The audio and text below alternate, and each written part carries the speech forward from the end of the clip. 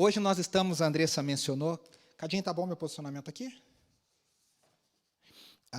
Não sei se eu estou muito perto, mas espero que não.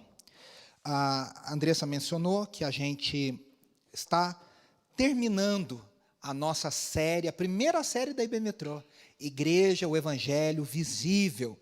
E hoje foram 7 domingos, esse é o 7º domingo, e hoje nós vamos falar sobre a igreja generosa, uma igreja generosa, como que a generosidade faz parte da igreja.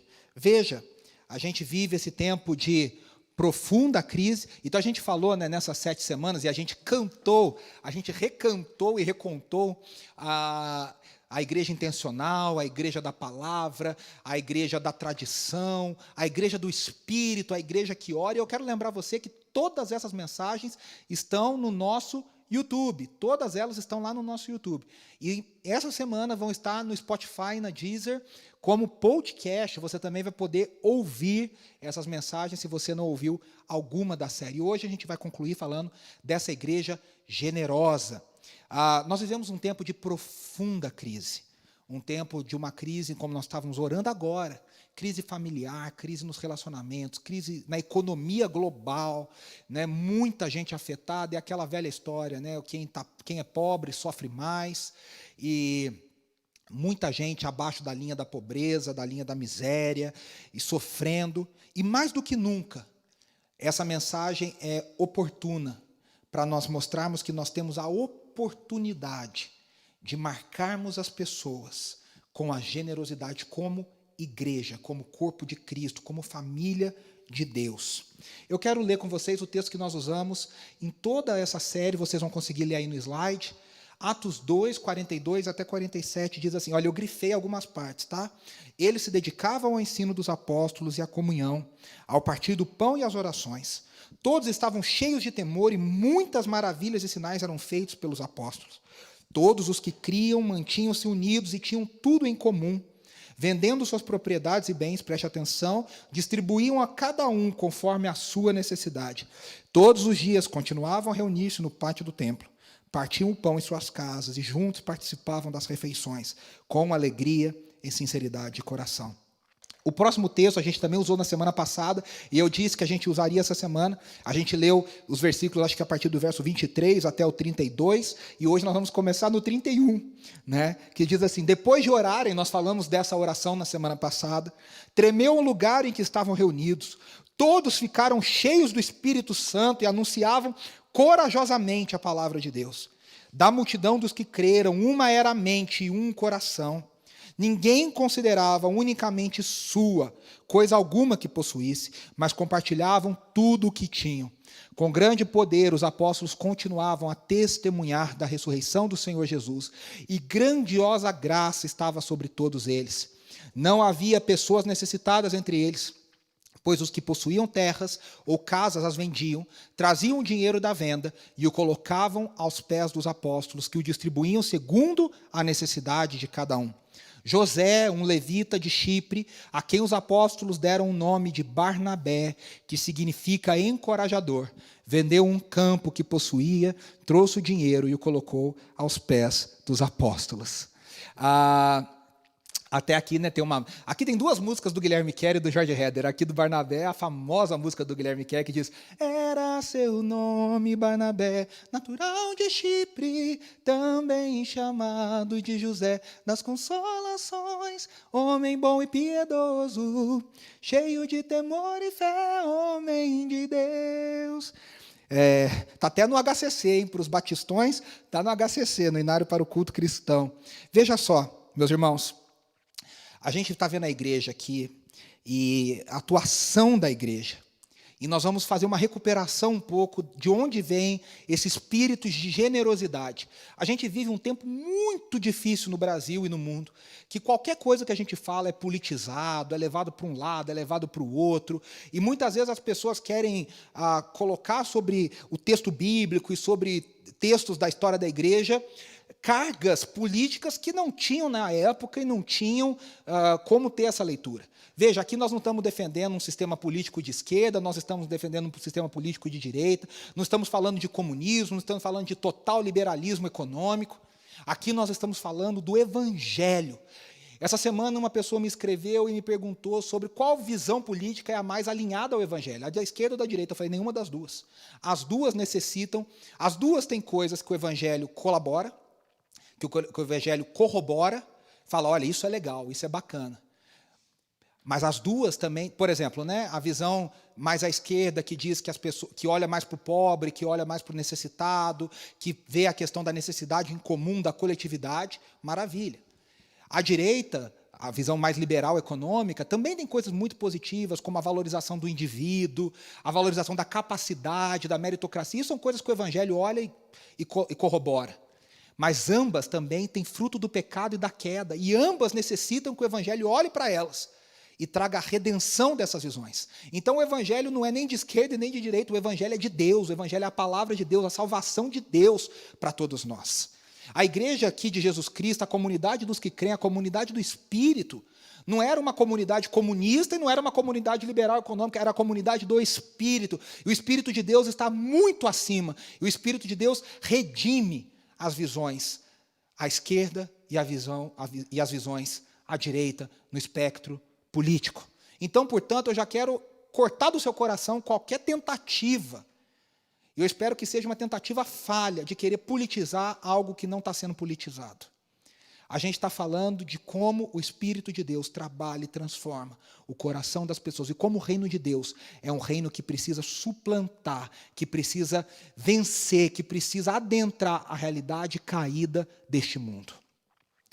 A primeira coisa que a gente percebe é que a generosidade começou lá no Antigo Testamento. Você vai ver aí no slide, eu coloquei aí, ó, Atos 2 e Atos 4 apontam para Deuteronômio 15. E o texto de Deuteronômio 15 diz, não haverá pobre no meio deles. Olha que interessante.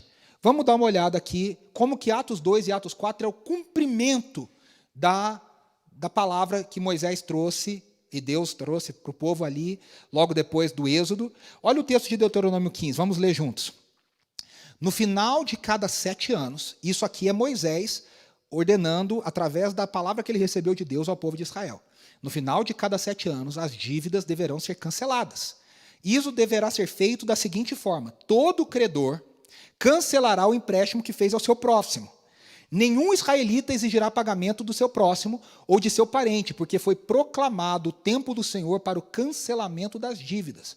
Vocês poderão exigir pagamento do estrangeiro, mas terão que cancelar qualquer dívida de seus irmãos israelitas. Assim não deverá haver pobre algum no meio de vocês, pois na terra que o Senhor, o seu Deus, lhes está dando como herança, para que dela tomem posse, ele os abençoará ricamente. Veja, acabou de dizer, não haverá pobre, não deverá haver pobre algum no meio de vocês. Contanto, como que a terra vai ser abençoada? Contanto que obedeçam em tudo ao Senhor, ao seu Deus, e colocar em prática toda esta lei que hoje lhe estou dando. Veja, é interessante, eu voltei aqui um slide, mas depois a gente volta, Cardim. Parece que, primeiro aqui no texto, chama a atenção o seguinte, Israel tinha esse período, a cada 7 anos, de perdão das dívidas. Olha que coisa incrível. E a primeira coisa que a gente precisa entender é o seguinte, tanto a pobreza quanto a ganância, e aí está no slide de vocês, tanto a pobreza quanto a ganância, elas têm origem na queda, no pecado, na natureza, na inclinação caída da humanidade. Veja, a pobreza não é fruto da luta de classes, e a pobreza não é fruto da intervenção do Estado, como dizem os extremos econômicos. A pobreza, em primeira dimensão, em primeiro lugar, a pobreza é fruto da dimensão caída do ser humano. E a ganância, a ambição, o consumismo, o egoísmo, também são frutos da mesma natureza caída. É o pecado, é a queda, é a maldição que foi colocada lá em Gênesis 2, sobre a humanidade e sobre a criação. Então, a primeira pobreza, a primeira miséria que nós temos é uma miséria espiritual, é a morte espiritual. São indivíduos caídos, agindo em prol da sua natureza caída. E a natureza caída, a gente sabe, as obras da carne, é o egoísmo, é a morte, é a ambição, é o me colocar na frente do outro. Essas são as raízes da nossa queda, da nossa pobreza e da ambição que nos leva ao acúmulo de riquezas. Agora veja, Israel deveria ser uma nação modelo, uma nação sacerdotal. Não é só a igreja. Pedro, quando cita e diz que a igreja deve ser, vocês são um povo santo, uma nação de reis e sacerdotes. Ele não está falando, ele está citando o Antigo Testamento. Esse primeiro chamado foi o chamado para Israel. Israel deveria ser uma nação modelo para mostrar como era o governo de Deus para as outras nações. Eles deveriam ser um farol para mostrar para as outras nações o que significava não ser governada por reis e rainhas e imperadores que se diziam filhos dos deuses ou os próprios deuses, mas mostrar o que significava ter Yahvé, o Deus da aliança, o Deus que fez um pacto com Abraão, com Isaac e com Jacó, agora governando esse povo, o povo chamado, escolhido por Deus. Aqui é necessário fazer uma distinção importante, ainda mais nos dias de hoje. Israel era um estado teocrático. Israel era um estado que depois passou a ser primeiro era um ajuntamento de tribos, como diria lá o John Bright na História de Israel. Depois passou a ser uma monarquia ainda muito capenga, mas logo com Davi a coisa floresceu e atingiu seu auge, Salomão, e depois virou uma monarquia caída.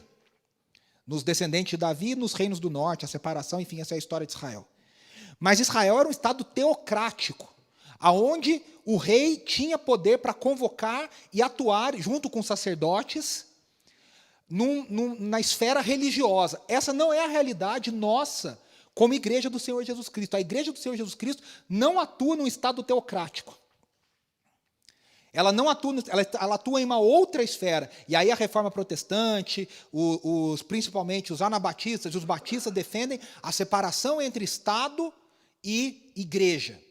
Porque os dois atuam em esferas diferentes. A igreja influencia o cidadão, e o cidadão, sim, vai operar nas outras esferas da sociedade. Agora, veja só. Israel, no seu modelo teocrático, deveria ser uma nação modelo, sacerdotal, para mostrar aos outros povos o que significava ser pertencente a Deus. E aí nós lemos o texto de Deuteronômio 15, que mostra uma preocupação de Deus de que houvesse justiça social. E em vários lugares do Antigo Testamento, Deus se mostra do lado do mais pobre, do lado do mais vulnerável. De novo, isso não é um manual de esquerda, isso é a Bíblia. Deus se coloca do lado do vulnerável, Deus se coloca do lado do mais pobre. O Salmo diz que Ele é pai para os órfãos, Ele está do lado das viúvas, Ele cuida das viúvas. Um pai para aqueles que não têm pai.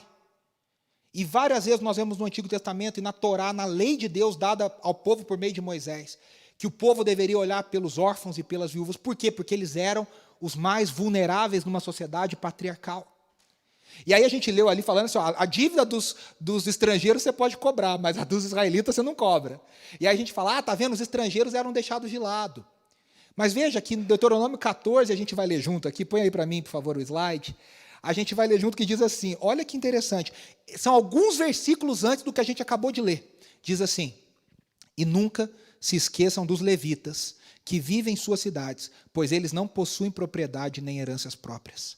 Ao final de cada 3 anos, tragam todos os dízimos da colheita do 3º ano e armazenem-os em sua própria cidade. Para quê? Olha só, para que os levitas, que não possuem propriedade nem herança, e os estrangeiros, os órfãos e as viúvas que vivem na sua cidade, venham comer e saciar-se, e para que o Senhor, o seu Deus, o abençoe em todo o trabalho das suas mãos. Veja, meus irmãos, todo o Antigo Testamento mostra o que o Deus de Israel, o Deus da aliança, o Deus todo-poderoso, se coloca ao lado do pobre, ao lado da viúva, ao lado do órfão, ao lado do estrangeiro, que na condição de Israel era uma minoria, era uma pessoa vulnerável.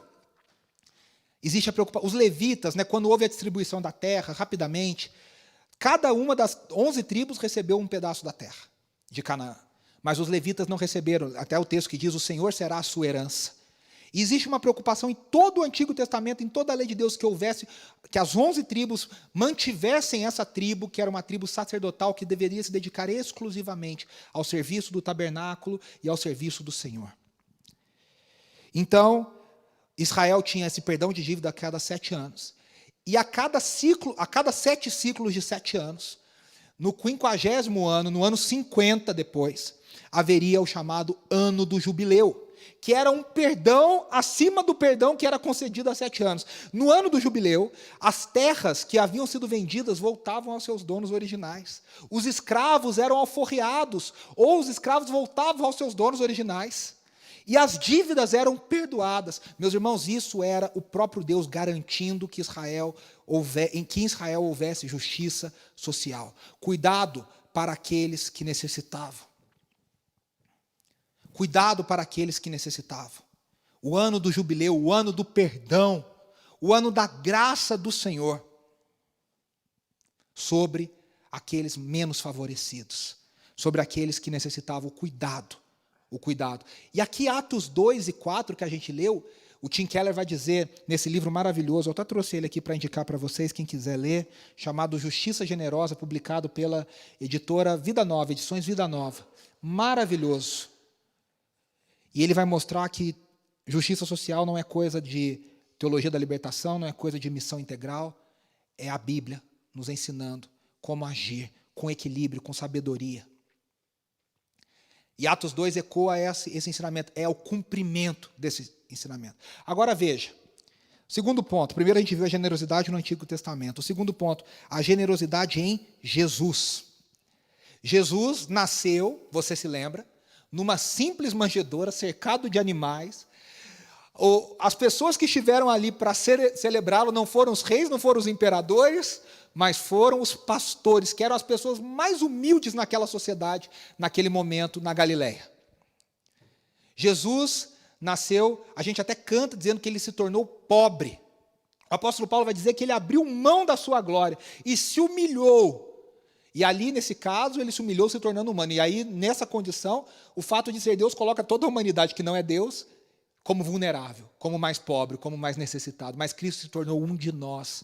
E veio, sim, como um humilde judeu, morando na Galileia, passando por sofrimentos e por provações. Mas olha que interessante. E aí está no slide, você pode ler comigo. O foco de Jesus sempre foi nos mais pobres. Nós temos falado aqui que Lucas, que escreveu Atos, ele espelha a narrativa de Atos no seu evangelho, a partir do seu evangelho. Então ele mostra Jesus fazendo e depois mostra a comunidade de Jesus fazendo. Ele mostra em Lucas, a gente falou isso no dia da oração, na semana passada, Lucas mostrou Jesus orando como nenhum outro evangelista mostrou. E depois ele mostra a igreja de Jesus orando. E aqui no seu evangelho ele vai mostrar vários e vários momentos onde Jesus dá atenção ao vulnerável, ao mais pobre. Jesus age contra o senso comum. Veja só, meus irmãos, Jesus precisava de dinheiro, ele sustentava, ele tinha um grupo que caminhava com ele. E aí, quando aparece um jovem rico querendo fazer parte do ministério, Jesus bota esse cara e fala, vai, vende tudo que você tem, depois você me segue. E aí os discípulos estão assim, Jesus não faz isso, esse cara podia ser um ótimo mantenedor do nosso ministério, esse cara ele é milionário e podia ser missionário. Agora, o Senhor assustou ele foi embora. Porque muitas vezes a lógica do reino de Deus inaugurada em Jesus, o cumprimento, lembre-se, Jesus é o cumprimento máximo de Israel. O N.T. Wright diz que Jesus coloca sobre si a roupa de Israel, e ele veste a missão de Israel, e ele cumpre o que Israel não cumpriu. Então, Cristo promove o que Deus no Antigo Testamento queria que Israel tivesse feito. E ele olha para os menos favorecidos. Olha um relato rapidamente do que Jesus fez em Lucas. Jesus dá atenção à mulher imoral excluída da sociedade em Lucas 7,36. Ele contou uma história que a gente conhece como a parábola do bom samaritano. E ele colocou um samaritano como herói dessa parábola, dessa história. O samaritano era o inimigo número 1 do judeu. E ele colocou, é como se a gente contasse uma história, aqui no Brasil nem tem tudo isso, mas de brincadeira, é como se a gente colocasse um argentino como o herói nacional. Jesus faz isso. Só que numa coisa muito mais forte, porque havia motivos religiosos envolvidos. Lá em Lucas 10 ele faz isso. Em Lucas 4 ele diz que Deus ama tanto os gentios quanto ama os judeus. Isso era um escândalo para a época. Os gentios eram os vulneráveis. Ele mostrou lá em Lucas 18:15 interesse por crianças, numa sociedade que não dava atenção nenhuma para as crianças. Os discípulos falaram, você está perdendo tempo com essas crianças. E ele parou e deu atenção para as crianças. Jesus parou em João capítulo 4 e conversou com uma mulher samaritana adúltera. Jesus, em vários momentos, ele diz, olha, não convide os reis, não convide os bons da sociedade, convide os marginalizados, convide aqueles para o banquete que não tem lugar na mesa. Ele conta uma parábola que o reino de Deus é isso, que foi chamado para um banquete, os principais da sociedade que não atenderam o convite. E aí quem vem? Vem os marginalizados, vem os mendigos, vem os pobres, vem quem não era para estar vindo. Ele diz, assim é o reino de Deus. O reino de Deus é esse que joga as migalhas para aqueles que não estão sentados à mesa. Esse é Cristo. E, de novo, essa é a Bíblia. Esse é o foco de Jesus. Muitos, e aí vem o lado errado, olham para isso e tentam transformar Jesus num reformador político, social. Como se Jesus fosse o primeiro comunista da história. Meus irmãos, não é. Não é. Isso é trazer para o texto bíblico algo indevido. É um outro evangelho que não é o evangelho de Cristo. Cristo trouxe justiça, e Cristo também, veja só, o evangelho de Cristo, eu vou falar de novo, ele alcança o pobre, mas ele também desafia o pobre. Jesus conta uma história em Mateus capítulo 6, no Sermão do Monte, ele diz, vocês não têm que se preocupar com o que comer no dia de amanhã, quem cuida de vocês é o Pai. Isso ele não falou para os ricos não se preocupam com o que vão comer no dia de amanhã. Quem se preocupa com se vai ter comida no dia de amanhã, como diz aqui no Brasil, que vende o almoço para comer na janta, é o pobre. Jesus está dizendo, o evangelho também precisa alcançar o pobre. Só que Jesus também condena os ricos. Não, Cristo não condena a riqueza. Cristo condena o amor ao dinheiro. O serviço a mamon, como ele diz, é outro Deus, é outro Senhor. É claro que existem ricos, e glória a Deus eu conheço alguns, que têm um coração no evangelho, no reino de generosidade. Veja, o evangelho, ele confronta ricos e pobres. E ele estende graça para ricos e pobres.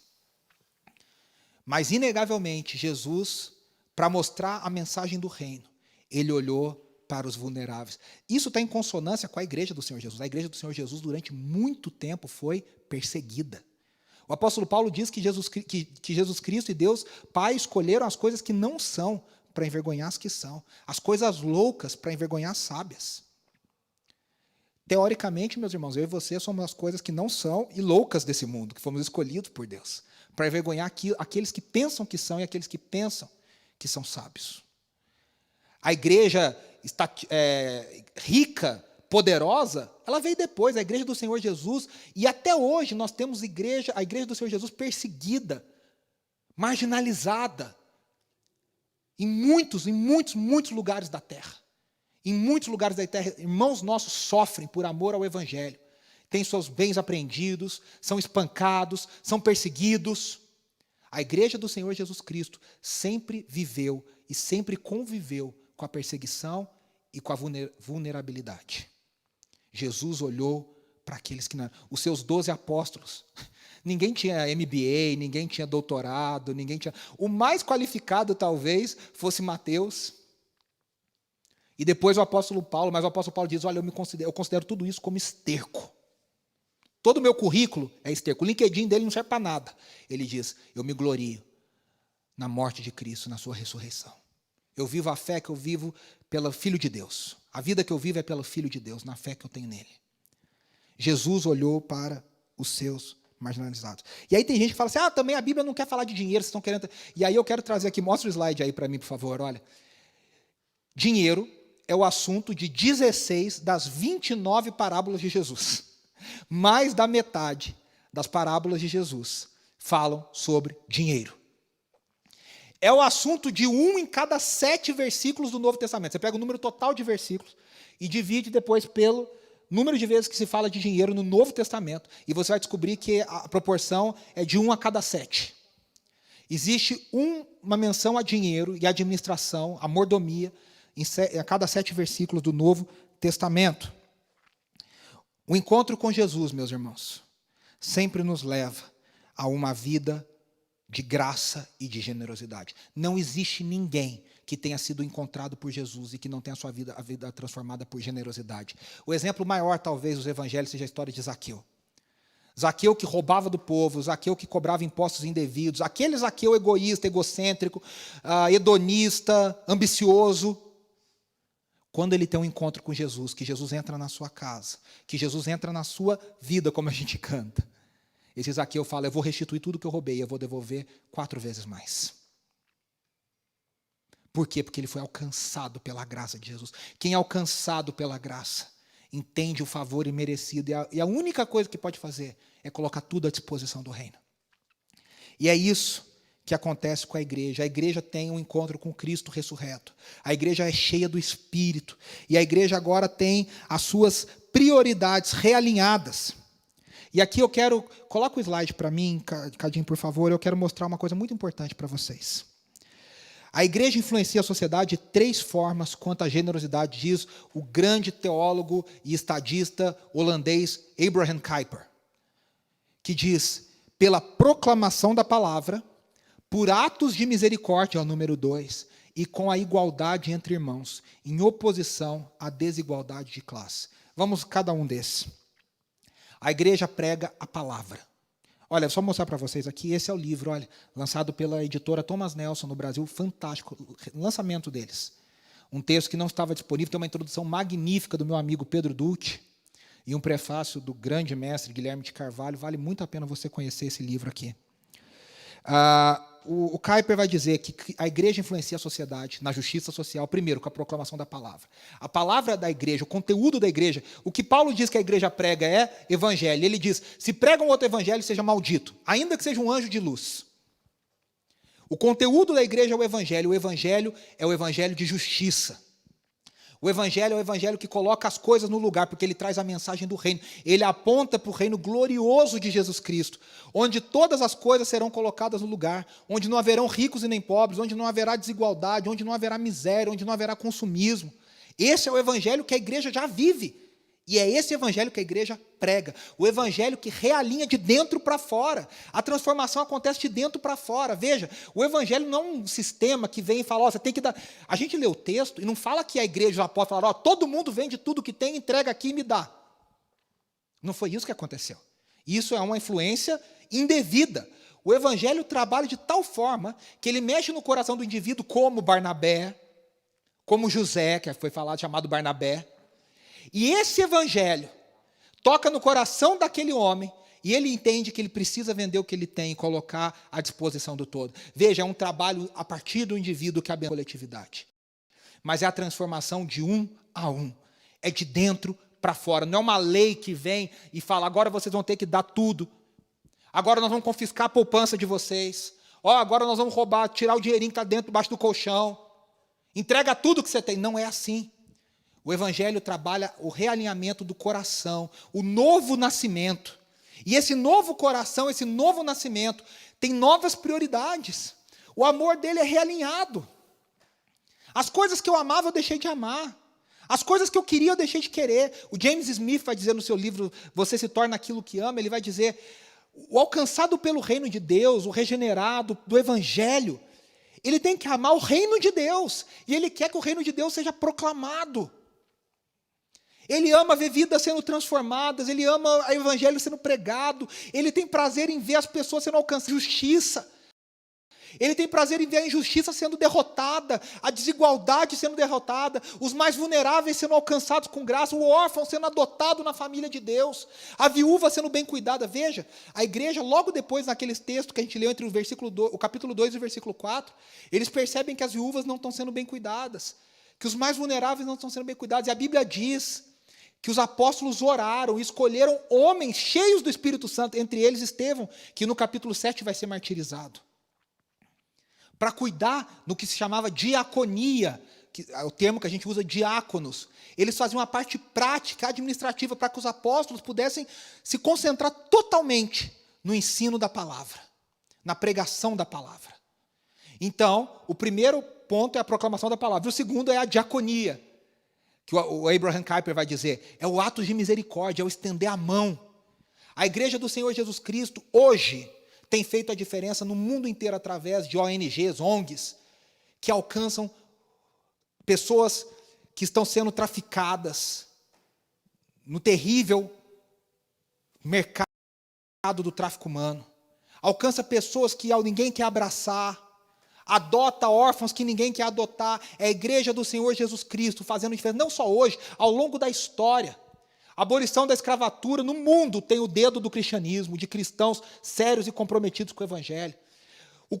A abertura da educação para todos tem o dedo do evangelho, de cristãos que quiseram estender a educação para todos. A saúde alcançou os padrões que alcançou, porque muitos cristãos entenderam que precisavam cuidar das pessoas doentes. A igreja alcança também por atos de misericórdia. E terceiro, a gente já falou isso, eu não vou me estender. A igreja alcança com a igualdade entre os irmãos.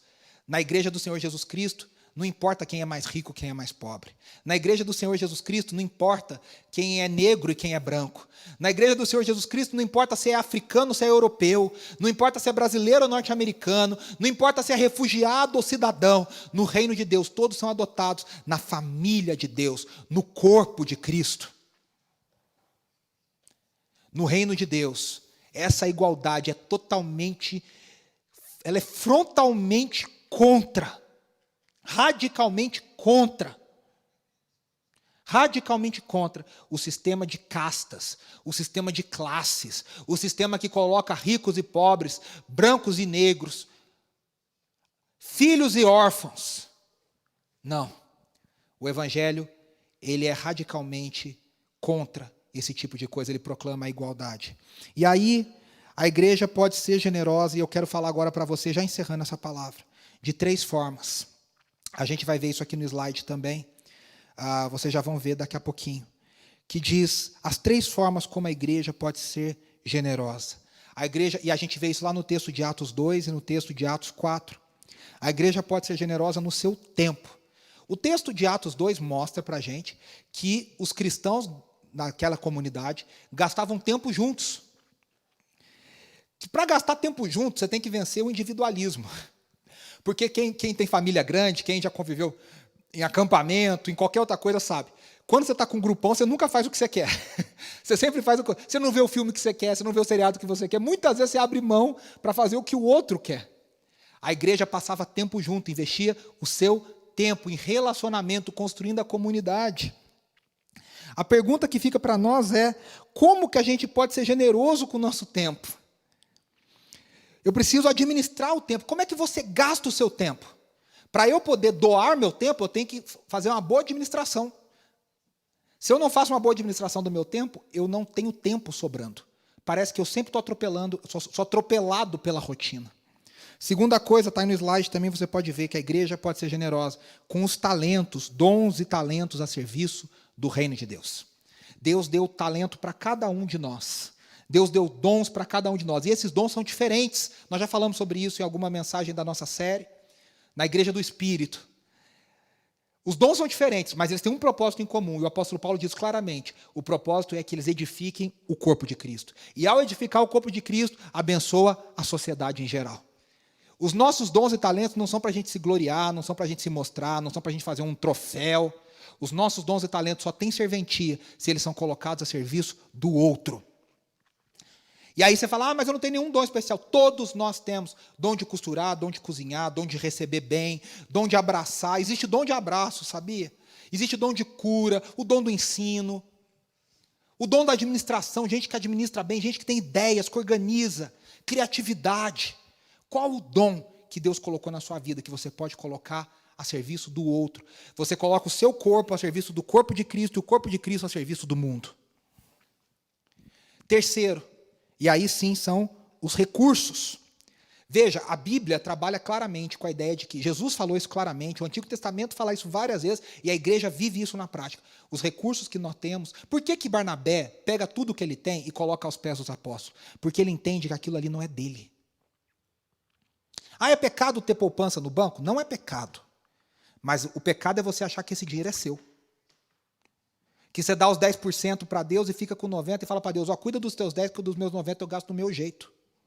Falando da ideia do dízimo. Muita gente faz isso. Muita gente dá o dízimo para falar assim, Deus, agora que eu já te dei tua parte, me deixa em paz, deixa eu cuidar dos meus 90% do meu jeito. Querido, Deus não quer 10%. Deus quer os seus 100%. O evangelho ou é tudo ou é nada. Já diria o Arautos do Rei, se ele não for o primeiro em seu coração, então já não é mais nada, não passa de uma ilusão. Ninguém serve a dois senhores. Não adianta você dar o dízimo na igreja e achar que você está servindo a Deus, se o seu coração não for totalmente rendido ao Senhor. E aí tudo que você tem, você fala, o meu tempo não sou eu que faço. Quem consegue colocar um segundo a mais na sua vida? O tempo é dele. Os dons não são seus. Ah, mas eu estudo. Claro, a gente faz o possível. Eu me especializo. Glória a Deus, que bom. Mas no fundo você sabe que a capacidade quem te deu não foi você. Você não se deu a capacidade. Você recebeu. Você coloca os dons a serviço. E o recurso financeiro. Se Deus te deu muito... E aqui eu não estou discutindo se você tem 100 reais no banco ou se você tem 100 milhões. Eu não estou discutindo. A fidelidade, e a parábola dos talentos mostra muito isso. A fidelidade exigida pelo Senhor é a mesma nos recursos diferentes. Deus vai te cobrar se Ele te deu 100 reais para administrar. E Deus vai te cobrar igual se Ele te deu 100 milhões para administrar. O que você fez foi fiel ao que Deus queria que você fizesse. A gente tem que ter a totalidade do entendimento de que a nossa vida toda pertence ao Senhor. E eu quero mostrar duas frases aqui de dois príncipes da igreja. Um reformador, Martim Lutero, que diz, existem 3 conversões que uma pessoa precisa experimentar. Cabeça, coração e o bolso. E o último é o mais difícil. E Charles Spurgeon, o príncipe dos pregadores, que diz, para alguns cristãos, a última parte de sua natureza que é santificada é o seu bolso. Deus alcança tudo, mas o bolso está difícil. E eu quero concluir mostrando para vocês esse gráfico, essa tabela. Cadinho, coloca para mim aí para a gente ler com o pessoal. De um lado, a generosidade do reino. Do outro, o modo egoísta secular, a partir principalmente da chamada modernidade, ou da Revolução Francesa, do Iluminismo, lá por 1700 e muitos, 1780, 1790. A partir dali, criou-se uma ideia no mundo, que é a ideia da modernidade. Veja só, a generosidade do reino prega a perspectiva da eternidade. Nós temos que ter a perspectiva da eternidade. Não olhar para o hoje, não olhar para o amanhã. Se a gente olha para o hoje e para o amanhã, meus irmãos, a gente fica desesperado. Mas quando a gente tem a perspectiva da eternidade, a gente realinha as prioridades. E aí, o modo egoísta coloca a perspectiva terrena imediata. Eu vou guardar porque eu não sei o dia de amanhã. A generosidade do reino, ela tem a consciência da queda e a necessidade sempre presente do arrependimento. O iluminismo, o humanismo, prega uma crença numa bondade inata da humanidade. O ser humano, na verdade, é bom, o que estraga ele são as circunstâncias externas. Não, querido, isso não é evangelho. O evangelho prega que o ser humano é caído. Caído. E aí, a gente precisa entender isso. A generosidade do reino, ela prega a misericórdia para com o próximo. O apóstolo Paulo fala, pensa no próximo, acima de você. Jesus disse, coloca o outro acima de você. Perdoa para ser perdoado. O modo secular coloca o egoísmo no centro. As minhas necessidades em primeiro lugar. Se der, quando der, talvez eu dê um pouquinho que restou para o próximo. A generosidade do reino coloca o viver em sociedade, comunidade. Não existe evangelho individual. O evangelho atinge o indivíduo, mas esse indivíduo é imediatamente inserido na sociedade, no corpo, no bem comum. O cristão verdadeiro pensa no bem comum. O modo secular pensa no individualismo. No individualismo. Eu queria que você fechasse os seus olhos. Aí onde você está. E eu quero te fazer algumas perguntas. Como você pode aplicar generosamente? O desafio hoje é para você, indivíduo, para a igreja do Senhor Jesus, para a IB Metrô como uma comunidade do reino que está começando, mas o desafio já é para nós. E o desafio é para a igreja de Cristo Jesus. Como você pode aplicar generosamente o seu tempo? Se você puder fechar os seus olhos, feche os seus olhos. O que consome o nosso tempo e nos impede de fazer o que realmente importa? Como você tem administrado mal o seu tempo? Gastado o seu tempo com coisas que... A gente estava tendo essa conversa lá em casa ontem. Andrés falando, eu preciso gerenciar melhor o meu tempo. Isso é o evangelho que toca no coração das pessoas. Como é que você pode aplicar generosamente os seus talentos e os seus dons? Quais talentos Deus te deu e você pode colocar a serviço do outro? E os seus recursos? Como eu posso administrar bem? E aí você pode ir lá no IGTV da IB Metrô depois, no canal do Instagram, e olhar a live com o Guilherme Bomilcar, nosso querido membro da IB Metrô, líder aqui na IB Metrô, falando sobre a administração de recursos. Como é que você pode investir, aplicar, fazer tudo bem, mas principalmente, como é que eu posso não pensar no meu recurso com princípios dominantes de consumismo e ganância, mas eu posso pensar com generosidade. Como é que eu posso pensar tudo isso em prol do bem comum e do reino? E nós vamos cantar essa canção que musicou esse trecho de Atos capítulo 4, versículo 32. Da multidão dos que creram, era somente um o coração. Vamos juntos?